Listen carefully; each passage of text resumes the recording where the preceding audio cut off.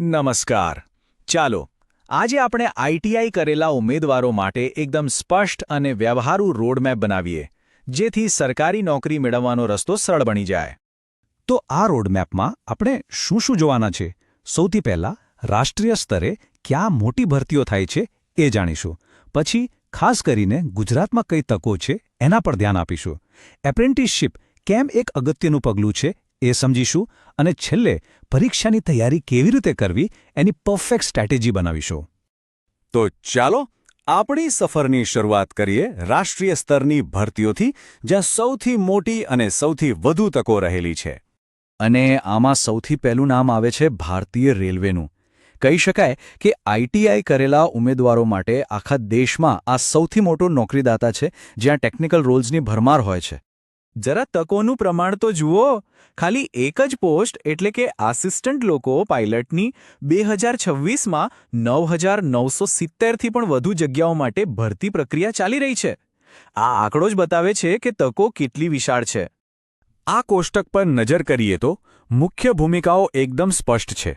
Assistant લોકો pilot એટલે કે એએલપી અને ટેકનિશિયન ગ્રેડ 3 માટે કમ્પ્યુટર આધારિત પરીક્ષાઓ લેવાય છે. અને હા, ખાસ નોંધવા જેવી વાત એ છે કે ટેકનિશિયનની પરીક્ષાઓ માર્ચ 2026માં છે. મતલબ કે તૈયારી માટે હજુ પૂરતો સમય છે. પણ વાત ખાલી રેલવે પર નથી અટકતી. દેશની જે ટોચની સંશોધન સંસ્થાઓ છે ને, જેવી કે ડીઆરડીઓ અને ઇસરો, ત્યાં પણ કુશળ આઈટીઆઈ પ્રોફેશનલ્સની ખૂબ જ માંગ રહે છે. અને અહીંયા સૌથી રસપ્રદ વાત શું છે ખબર છે? પસંદગી પ્રક્રિયા. એમાં કોઈ ઇન્ટરવ્યૂ જ નથી, ખાલી લેખિત પરીક્ષા અને પછી સીધો ટ્રેડ ટેસ્ટ. મતલબ કે જેનું ટેકનિકલ કૌશલ્ય મજબૂત, એની નોકરી લગભગ પાક્કી. રાષ્ટ્રીય સ્તરની વાત તો કરી, હવે ચાલો જરા આપણા ગુજરાતમાં ડોક્યુ કરીએ. અહીં કઈ કઈ ખાસ તકો છે એને નજીકથી જોઈએ.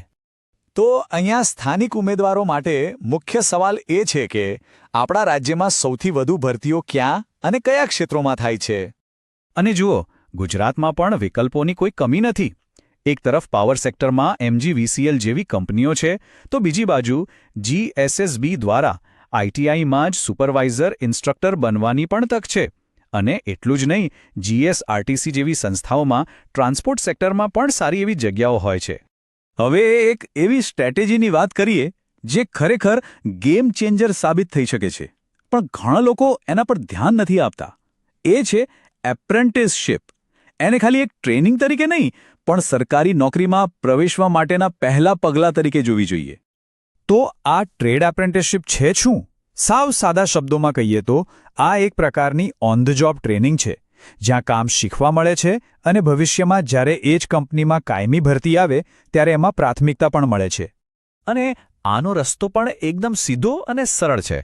જુઓ, સૌથી પહેલાં apprenticeshipindia.gov.in પર રજિસ્ટ્રેશન કરાવો. પછી IOCL અને ONGC જેવી મોટી કંપનીઓમાં અરજી કરો, જે દર વર્ષે હજારો એપ્રેન્ટિસ લે છે. બસ ટ્રેનિંગ પૂરી કરો અને કાયમી નોકરી માટે એક મજબૂત દાવેદારી નોંધાવો. સારું, તો ક્યાં ક્યાં તકો છે એ તો આપણે જોઈ લીધું. હવે સવાલ એ છે કે તકને સફળતામાં કેવી રીતે ફેરવવી. ચાલો એના માટે જે જરૂરી ટૂલકીટ છે એ તૈયાર કરીએ. આ ચાર્ટ તૈયારીની આખી દિશા બતાવી દે છે. એકદમ સ્પષ્ટ છે કે 70થી 80% ભારણ તો પોતાના ટેકનિકલ ટ્રેડનું જ હોય છે. એનો મતલબ કે મુખ્ય વિષય જો પાકો કરી લીધો તો સમજો કે અડધી લડાઈ તો ત્યાં જ જીતી ગયા. આ એક નાનકડી પણ બહુ જ અગત્યની વાત છે. અરજી પ્રક્રિયા શરૂ થાય એ પહેલાં જ NCVT સર્ટિફિકેટથી લઈને એપ્રેન્ટિસશીપ રજિસ્ટ્રેશન નંબર સુધીના બધા જ ડોક્યુમેન્ટ્સ તૈયાર રાખવા, જેથી છેલ્લી ઘડીએ કોઈ દોડધામ ન થાય. તો આ આખો રોડમેપ હવે આપણી સામે એકદમ સ્પષ્ટ છે. હવે બસ વિચારવાનું એ છે કે આ રસ્તા પર આપણું પહેલું પગલું કયું હશે. શું એ રેલવેની તૈયારી હશે, રાજ્ય સરકારની કોઈ ભરતી માટેની અરજી હશે, કે પછી એપ્રેન્ટિસશીપ માટેની નોંધણી? નિર્ણય ગમે તે હોય, પણ જો આયોજન યોગ્ય હશે તો સફળતા ચોક્કસ મળશે.